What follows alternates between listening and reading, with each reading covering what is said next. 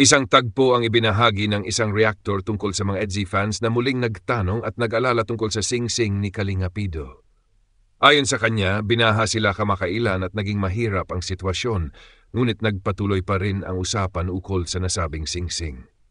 Para sa ilang fans, napakahalaga ng sing-sing na ito sapagkat dito nila ibinabase ang kasiglahan at katatagan ng relasyon ni Kalinga Pido at Beyonce. Ipinaliwanag ng reactor na hindi dapat maging sanhi ng pagdududa ang pansamantalang pagkawala o hindi pagsusuot ng sing-sing.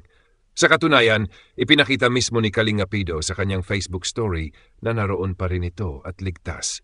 Aniya, ang sing-sing ay hindi lamang isang alahas kundi simbolo ng kanilang pagmamahalan at mga pangako sa isa't isa. Dagdag pa rito, binanggit na kahit 2 araw na nagkalayo ang dalawa, ramdam pa rin ang kanilang pagmamahalan. Sa isang livestream, diretsong inamin ni Kalinga Pido na namimiss niya si Beyonce na nagpapakita ng katapatan ng kanyang damdamin. Binigyang diin din ng reactor na dapat tiwala at suporta ang ibigay ng mga EDSI fans at hindi puro pagdududa. Ang sing-sing ay bonus lamang dahil ang tunay na sukatan ng pagmamahal ay hindi nasusukat sa pisikal na bagay kundi sa tapat na damdamin at pangako. Ipinahayag pa na maging ang ibang mag-asawa ay nawawala o hindi na nasusuot ang kanilang wedding ring, subalit nananatiling buo ang kanilang pagsasama. Sa huli, ipinaalala na hindi kailanman babaliwalain ni Kalinga Pido ang sing-sing sapagkat siya mismo ang nagbigay nito at kasama nito ang lahat ng kanyang pangako at pagmamahal kay Beyonce. Isang masayang update ang ibinahagi ni Kalingap Kel hinggil sa nalalapit na debut ng dalagang si Viancy, miyembro ng Team Kalingap. Ayon sa kanya, ito isang malaking selebrasyon na pinaghahandaan ng buong grupo. Isa sa mga pinaka-inaabangang detalye ay ang posibilidad na may artista na dadalo at maging bisita sa mismong kaarawan at ayon pa sa bulong ni Dr. Love. Ang naturang bisita ay maaring isang malaking personalidad na hindi lamang pupunta kundi magpapalipas pa ng gabi sa mismong lugar ng kaganapan. Ibinahagi rin ni Kalingap Kel na si Beyonce ang unang babae mula sa Team Kalingap na nakaupot kumain sa handaan nila at siya rin ang itinuring na pinakamaganda sa lahat ng kababayan sa grupo. Dahil dito, mas lalo pang naging espesyal ang kanyang nalalapit na debut.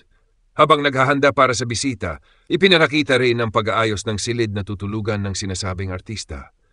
Kasabay nito, nagbigay din siya ng mga special shoutout sa iba't ibang support at sponsors tulad nina Madam Ann, Madam Lolita Balansag, Sir Ronnie Balilo, Madam Emma Sumbilon, Madam Thelma Borgus, Madam Emma Rosarial, Madam Annie Shureta, Madam Cristita Banganan, Madam Agnes Relojas at Madam Augusta Damugo. Pinuri rin niya ang mga ka-member sa Karepa at partner.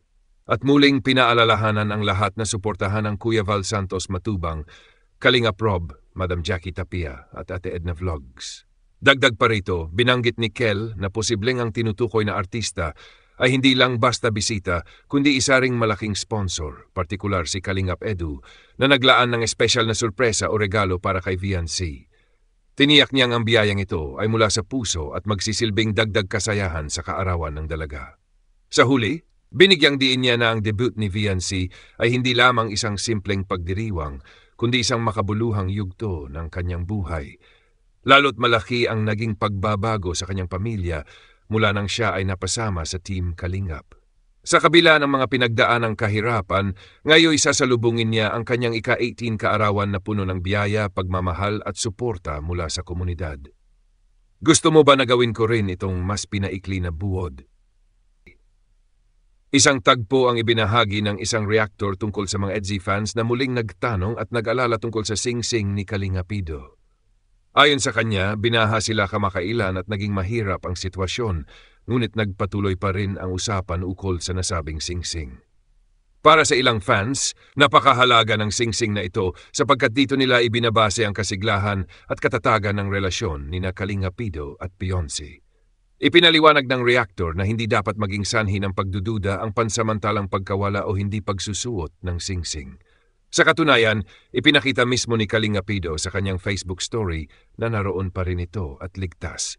Aniya, ang sing-sing ay hindi lamang isang alahas kundi simbolo ng kanilang pagmamahalan at mga pangako sa isa't isa. Dagdag pa rito, binanggit na kahit 2 araw na nagkalayo ang dalawa, ramdam pa rin ang kanilang pagmamahalan. Sa isang livestream, diretsong inamin ni Kalinga Pido na namimiss niya si Beyonce na nagpapakita ng katapatan ng kanyang damdamin. Binigyang diin din ng reactor na dapat tiwala at suporta ang ibigay ng mga EDSI fans at hindi puro pagdududa. Ang singsing ay bonus lamang dahil ang tunay na sukatan ng pagmamahal ay hindi nasusukat sa pisikal na bagay kundi sa tapat na damdamin at pangako. Ipinahayag pa na maging ang ibang mag-asawa ay nawawala o hindi na nasusuot ang kanilang wedding ring, subalit nananatiling buo ang kanilang pagsasama.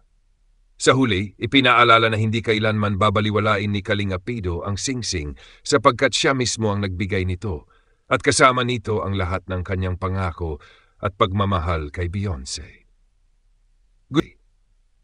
Isang tagpo ang ibinahagi ng isang reactor tungkol sa mga EDSI fans na muling nagtanong at nag-alala tungkol sa singsing ni Kalinga Pido.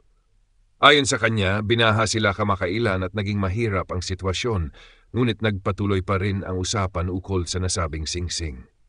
Para sa ilang fans, napakahalaga ng singsing na ito sapagkat dito nila ibinabase ang kasiglahan at katatagan ng relasyon ni Kalinga Pido at Beyonce.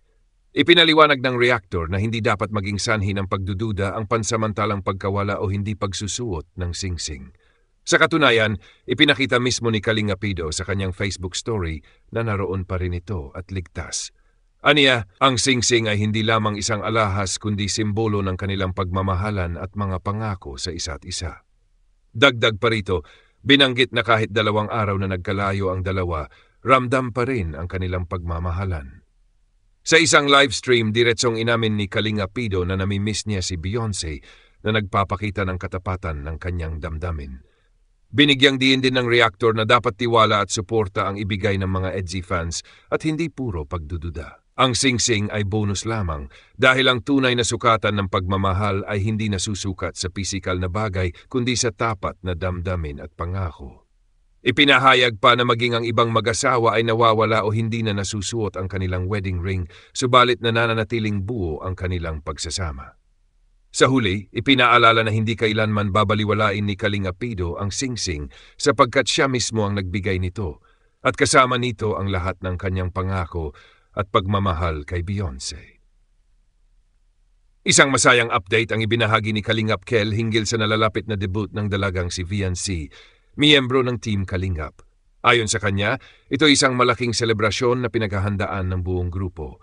Isa sa mga pinaka-inaabangang detalye ay ang posibilidad na may artista na dadalo at maging bisita sa mismong kaarawan, at ayon pa sa bulong ni Dr. Love, ang naturang bisita ay maaring isang malaking personalidad na hindi lamang pupunta kundi magpapalipas pa ng gabi sa mismong lugar ng kaganapan. Ibinahagi rin ni Kalingap Kel na si Beyonce ang unang babae mula sa Team Kalingap na nakaupot kumain sa handaan nila